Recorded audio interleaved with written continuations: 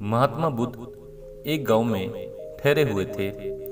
वह प्रतिदिन शाम को वहां पर सत्संग करते थे। भक्तों की भीड़ होती थी क्योंकि उनके प्रवचनों से जीवन को सही दिशा बोध प्राप्त होता था। बुद्ध की वाणी में गजब का जादू था। उनके शब्द श्रोता के दिल में उतर जाते थे। एक दिन एक युवक बुद्ध का प्रवचन सुनने आया।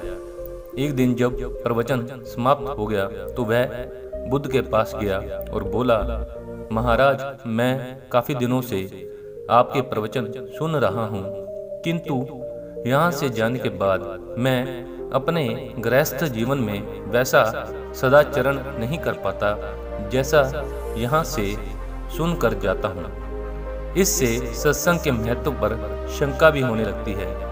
बताइए मैं क्या करूँ?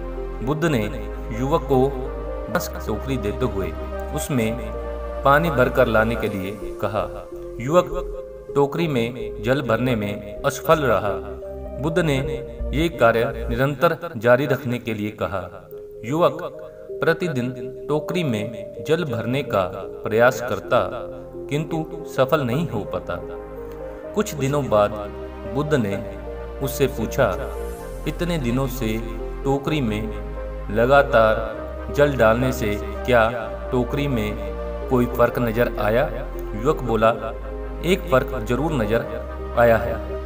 पहले टोकरी के साथ मिट्टी जमा होती थी, अब वह साफ दिखाई देती है।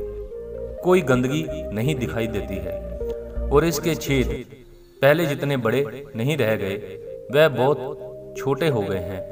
तब बुद्ध ने उसे समझाया, यदि इसी तरह उसे पानी में निरंतर डालते रहोगे तो कुछ ही दिनों में ये छेद फूल कर बंद हो जाएंगे और टोकरी में पानी भर पाओगे। इसी प्रकार जो निरंतर सत्संग करते हैं उनका मन एक दिन अवश्य निर्मल हो जाता है। अब गुणों के छिद्र भरने लगते हैं और गुणों का जाल भरने लगता है। युवक ने बुद्ध से अपनी समस्या का समाधान पा लिया। निरंतर सत्संग से दुर्जन भी सज्जन हो जाते हैं, क्योंकि महापुरुषों की पवित्र वाणी उनके मानसिक विकारों को दूर कर उनमें सद्विचारों का आलोक प्रसारित कर देती है।